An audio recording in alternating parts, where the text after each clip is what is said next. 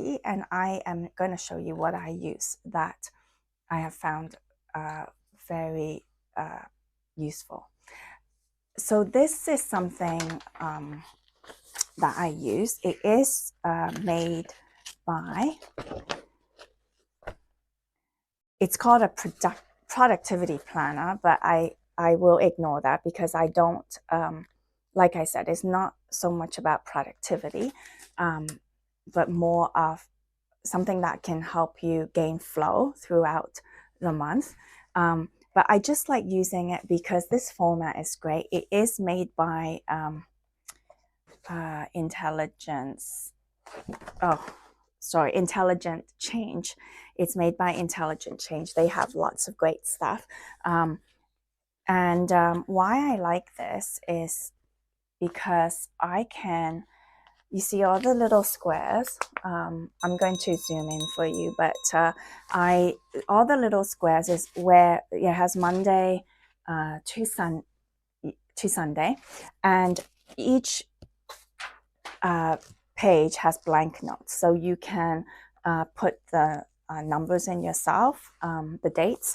And what I like is that, they're little squares, but I can, write down all my appointments each day and for that day. And I can then look back at the end of the month and see what my highlights are. So my favorite part are what's on the side. So you have the month off and you fill that yourself. And you have monthly intention. So for example, that month for me was July, and I wanted the intention to be like a reset because it's mid-year.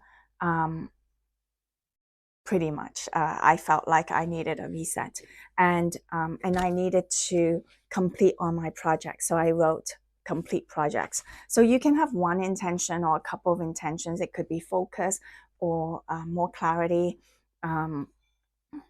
peace, whatever that monthly intention you want to be. So it's there. And then you have goals. So some people don't like the word goals. That's fine. You can switch it out and put projects or projects or something you want, another like sub intentions maybe. And then my goals may be because I was getting certified in becoming a creative mind meditation guide that month. And my goals at the time may be to complete my meditation courses and get certified, and make one YouTube video at least for that month. And so, you can put all your goals down.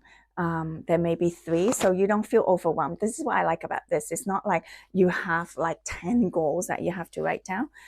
Then they have top priorities. Now, if you know me, I don't like the word priority because it is more like what's most important to you. I think it's not about prioritizing as much. I would like to put things in the order of what's most important. So the order of importance. And that way, knowing what's important first, because sometimes you have to do things months in advance. And that's where integrity lies. As soon as you know that you need to do something, then, practice getting that done rather than delaying it. And so if I know renewing my passport, for example, I love using that example because if you want to travel, and like I'm not talking about domestics, I'm talking about international airlines. If you want to book a ticket, they may not let you book if your passport is going to expire within 6 months. Some countries are even stricter, where they won't let you buy the ticket unless your passport is good for more than 4 months. So sometimes it's 4 months. So those kind of things, as soon as you realize that your passport is going to be expiring in 6 months, go get it renewed, right? Because you never know where you have to go. You never know what kind of work you might get, and it may require you to travel, right, overseas. So that's why I don't like the word prioritizing as much as, what's important to you. Then you'll start to think about what you value most, what is most important to you, that you will start working on. And so then you'll have a list of things that you need to work on. So, like, making doctor's appointments, that's most people put that off and don't get checkups. So I will, knowing that it's time, I will put that down, put doctor's appointments and make that appointment. Um, you know, oh, that month happened to be all about health. Eye exam, scheduling an eye exam and going for it. So these are the things that are, you know, this helps you, reminds you. It's a great reminder, and you actually can get it done. And sometimes, I think I've done nothing, but I've done, when I look at this, it reminds me that I've done a lot. And before I know it, the month isn't even over. I felt like, oh wow, time has gone by fast, but it just means, and my days seem long, but they are not. And it's really because I've been able to put a lot in. But at the same time, I don't feel exhausted, and I'll share why. Um, so including things like making appointment to have lunch with my friends. So those fun appointments, or it's an appointment with yourself. So even if I were to go to a market, right, with my kids or something like that, it's something fun, but I don't feel guilty because it is part of making an appointment with yourself or with your family, right? So it's not always about work, and this helps create that work-life balance. The other one I love, my favorite, is actually, they're all my favorites, but this one I really like is the monthly highlights. So at the end of the month, I can look at all the things I've done and what is a highlight for me. So if, let's say, I completed my course. I sent in all my notes to the coaching, to my coaching institute, so they can grade me, and for my meditation course and certify me. Then that's a highlight, because I feel good and I'm proud of myself that I have made time and created space for like at least 6 months at the time to do this and to complete it as soon as I could.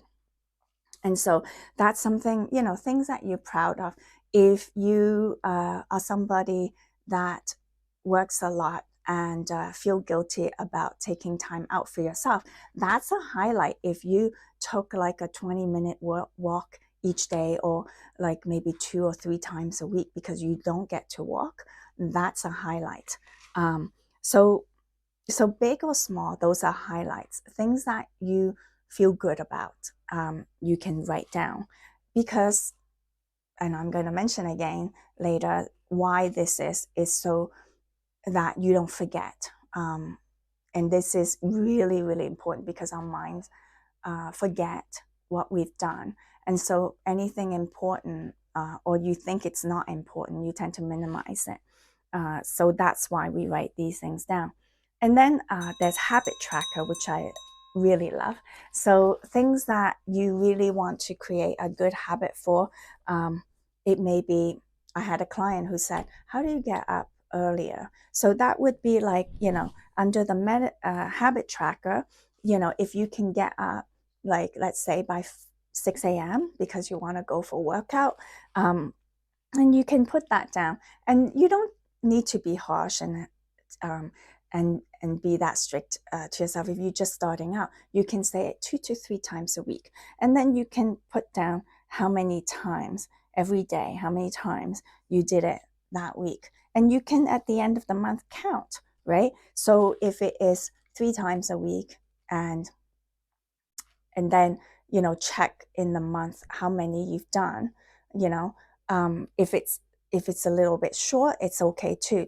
At least you started and know that you have done it and that you are able to do it, and that if you want to for the next month create a little bit more, like maybe, you know, instead of 4 days a week, you can now do 5 days a week. So this is how we build it up slowly, and then that's how you can build and gain flow. And for me, it was walking, because it was hard for me to find time to walk. So I would choose, instead of I can't do this every week, so I would say 3 to 4 times a week. And if I'm able to do 3 times a week and look back at the end of the month that I did it, great. I feel really good, and that is a monthly highlight for me. And I'll write that down. And if I find time to read, you know, people think you have to read the whole book a week.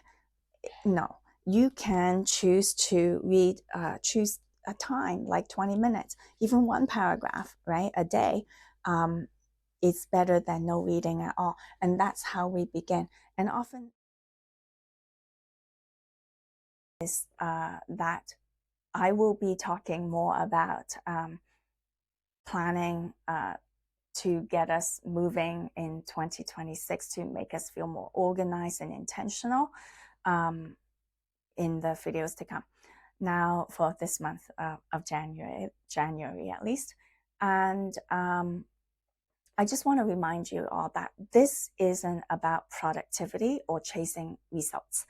It's about closing the month with kindness. It's really about being kind to yourself and valuing yourself and appreciating every action you have taken this month and every month that follows.